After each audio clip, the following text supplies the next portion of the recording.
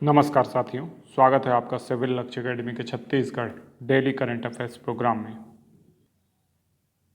पहला प्रश्न है, रक्षा डोंगरी नामक रामायणकालीन स्थल किस जिले में स्थित है? तो इसका सही जवाब है नारायणपुर। ठीक है, तो नारायणपुर में रक्षा डोंगरी नामक जो रामायणकालीन स्थल है वो स्थित है। ठीक है, तो इसको याद रखना है और आपको ज्ञात ही होगा कि जो छत्तीसगढ़ है ये श्री राम की कह सकते हैं ननिहाल है और माँ कौशल्या का जन्म स्थली है ना। और माँ कौशल्या का जो मंदिर है, विश्व की एकमात्र माँ कौशल्या के मंदिर कहाँ है? तो वो चंदखुरी में है। ठीक है, इसके अलावा जो श्री राम हैं, जब चित्रकूट से वो छत्तीसगढ़ की ओर निकले तो सबसे पहले वो एमसीबी जिले के हरचौका नामक स्थान में प्रवेश किए। ठीक है, यहाँ हरचौका में मवई नदी जो है वो बहती है। ठीक है, तो इसको भी आपको याद रखना है कि मवई नदी कहाँ बहती है, तो ये आपका हरचौका में बहती है और हरचौका जो है वो जो सीतामढ़ी है वो मवई नदी के तट पे है। ठीक है, अब जो रक्षा डोंगरी है इसका 7 अक्टूबर 2021 में इसका उद्घाटन किया गया था यहाँ पे राम वन गमन पथ परिपथ का। ठीक है, तो इसको भी याद रखना है, नारायणपुर जिले में है। नेक्स्ट क्वेश्चन है, झुमका महोत्सव का आयोजन किस जिले में किया जा रहा है? तो इसका सही जवाब है कोरिया जिले में। तो कोरिया जिले में पहले जो महोत्सव हुआ करता था वो अमृत धारा महोत्सव था, अमृत धारा महोत्सव। ठीक है, लेकिन अमृत धारा अब कहाँ चला गया? ये एमसीबी में चला गया। ठीक है, एमसीबी में क्या चला गया? अमृत धारा। तो छत्तीसगढ़ में जो बहुत से ज़िले बने उसका परिणाम था कि अमृत धारा कहाँ चला गया? एमसीबी में चला गया। अब कोरिया ज़िले के पास ऐसी पर्यटन की जो सुविधाएं हैं वो कम बची हैं, लेकिन झुमका बांध जो है वो कह सकते हैं कोरिया ज़िले की शान है ना।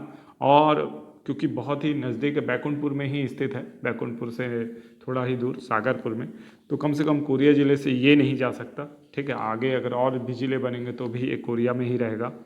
इसलिए अब यहाँ पे झुमका महोत्सव का पहली बार आयोजन किया जा रहा है। ध्यान रखिएगा, ये पहला आयोजन है झुमका महोत्सव का। ठीक है, तो 17 और 18 दो तिथियां हैं जिन तिथियों में यह आयोजन किया जा रहा है। ठीक है, तो इसको भी आपको याद रखना है। जितने भी विशिष्ट अतिथि हैं सब यहाँ पे विराजमान होने वाले हैं। ठीक है, और बड़ा एक आयोजन हुआ है। ठीक है, जिसमें अनुज शर्मा जैसे कलाकार भी यहाँ पे आए हैं। ठीक है, तो बहुत अच्छा एक कह सकते हैं इन्वायरमेंट यहाँ पे तैयार हुआ है झुमका महोत्सव में। और झुमका महोत्सव ये जो हुआ है झुमका बांध के बगल में हुआ, तो झुमका बांध के बारे में आपको पता होना चाहिए। इसी का अन्य नाम है रामानुज प्रताप सिंह देव बांध। ठीक है, बहुत बार एग्जामों में पूछा जा सकता है, इसको याद रखना है। ठीक है, यानी स्थानीय पेपर्स में तो पूछा ही गया है। तो रामानुज प्रताप सागर बांध कहाँ स्थित है छत्तीसगढ़ में? तो वो कहाँ है? आपका कोरिया ज़िले में है। ठीक है, इसके अलावा झुमका आइलैंड यहाँ बनाया गया है और बहुत बड़ी मछली बनाई गई है जो एक्चुअल में एक्वेरियम है ना। तो फिश एक्वेरियम जो कि फिश शेप में ही है। ठीक है, तो इसको भी आपको याद रखना है। ये सब कुछ कहाँ है?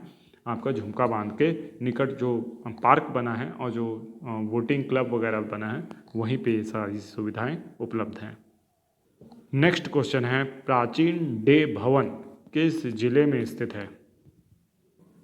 तो इसका सही जवाब है रायपुर में। ठीक है, तो प्राचीन डे भवन जो है वो रायपुर में स्थित है। स्वामी विवेकानंद से संबंधित ये स्मारक है। ठीक है, इसके जीर्णोद्धार का कार्य किया जा रहा है। बहुत सी जो पुरानी स्मारक होती हैं उनका जीर्णोद्धार की आवश्यकता होती है। इन कार्यों का शिलान्यास जो किया है सीएम श्री भूपेश बघेल जी के द्वारा किया गया है। 12 से 14 वर्ष का जो कार्यकाल है विवेकानंद ने रायपुर में बिताया था, बहुत ही उल्लेखनीय है और ये पूछा जा सकता है एग्जाम में कभी भी। ठीक है, तो ये भी आपको याद रखना है। डे भवन के बारे में याद रखना है, स्वामी विवेकानंद के बारे में भी आपको याद रखना है। नेक्स्ट क्वेश्चन है, बिलासपुर में किस खनिज के भंडार हाल ही में सर्वेक्षण में प्राप्त हुए हैं? तो इसका सही जवाब है मैंगनीज। तो मैंगनीज खनिज जो है वो बिलासपुर से प्राप्त हुआ है। ठीक है, तो इसको भी आपको याद रखना है कि मैंगनीज जो खनिज है ये कहाँ प्राप्त हो रहा है, आपका बिलासपुर में प्राप्त हो रहा है। ठीक है, तो इसके बारे में भी अच्छे से याद रखिएगा। और ये सर्वेक्षण किया किसने था? ठीक है, तो सर्वेक्षण राज्य शासन के द्वारा कराया गया था, काफ़ी पहले सर्वेक्षण हुआ था। ठीक है, और इसमें मैंगनीज खनिज की उपलब्धता की जानकारी प्राप्त हुई है। अब आप लोगों के लिए होमवर्क प्रश्न है, महासमुंद में किस खनिज के भंडार प्राप्त हुए हैं अभी हाल ही में जो सर्वेक्षण हुआ है उसमें। ठीक है, तो ऑप्शन है आपका ग्लूकोनाइट, लैंडनाइट, एक्टिनाइट, पाइराइट। तो अब चलते हैं रिवीजन प्रश्नों की ओर। तो शुरू करते हैं पिछले वीडियो के प्रश्न से।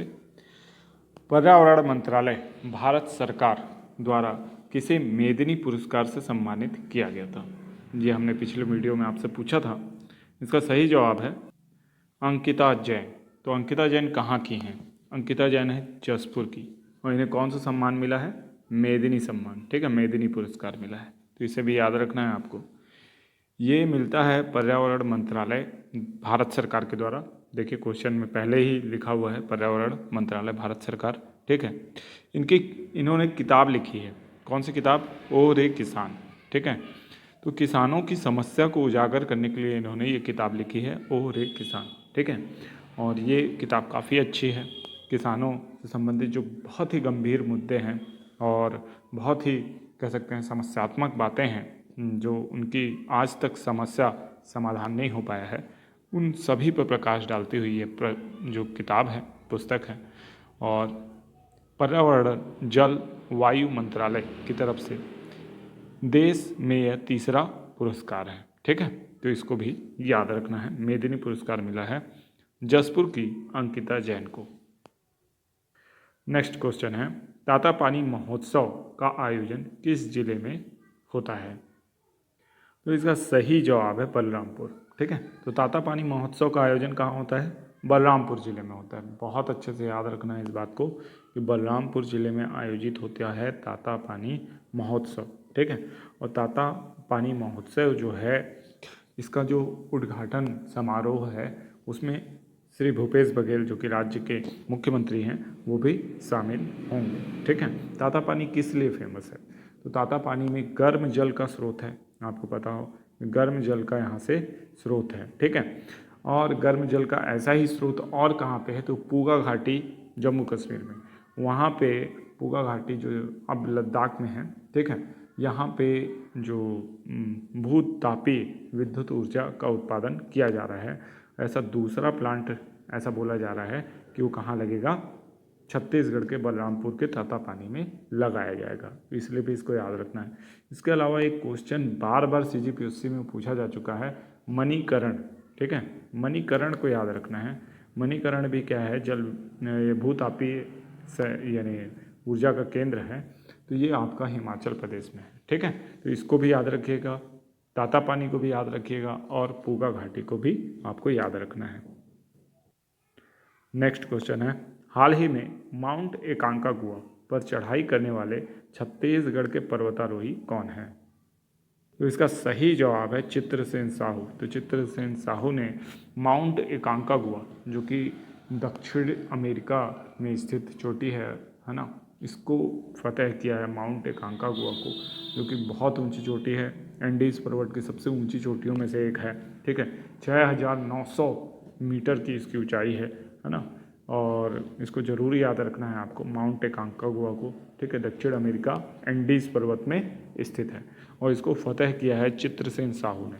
चित्रसेन साहू आपको याद हो कि ये जो पर्वतारोही हैं इनके पैर नहीं हैं। ठीक है, तो ये दिव्यांग हैं और दोनों ही पैर इनके आर्टिफिशियल हैं, उसके बावजूद ये माउंट एकांकागुआ में चढ़ाई किए हैं।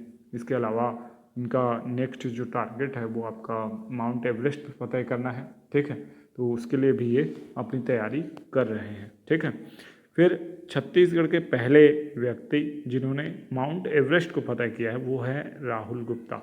ठीक है, तो राहुल गुप्ता जो कि आपके सरगुजा संभाग के हैं, इन्होंने आपका माउंट एवरेस्ट पे सबसे पहले चढ़ाई की है। फिर नैना सिंह धाकड़ जो है पहली महिला हैं जिन्होंने क्या चढ़ाई किया है, माउंट एवरेस्ट पर फतह किया है। और हिमाचल प्रदेश में जो मेकॉन्ग कांगड़ी की 3 श्रेणियाँ हैं उसको भी नैना सिंह ढाकड़ ने एक बार में ही, यानी पूरी तीनों श्रेणियों को लगातार चढ़ाई की है। ठीक है, और यासी जैन इनके साथी हैं, इनके दोस्त हैं, जिनकी मदद से ये कहा जा सकता है कि माउंट एवरेस्ट में सफलतापूर्वक चढ़ाई किसने की, नैना सिंह धाकड़ ने।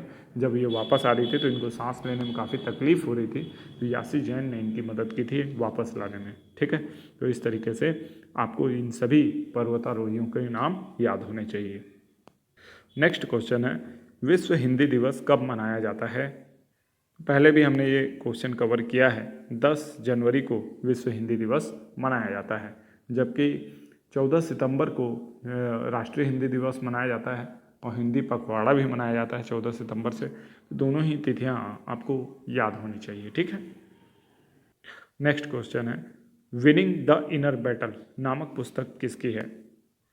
इसका सही जवाब है शेन वॉटसन। ठीक है, शेन वॉटसन एक क्रिकेटर है ना, इन्होंने ये पुस्तक लिखी है विनिंग द इनर बैटल, और ये क्रिकेटर हैं ऑस्ट्रेलिया टीम के। इस बुक का शीर्षक मुझे बहुत पसंद आया, विनिंग द इनर बैटल।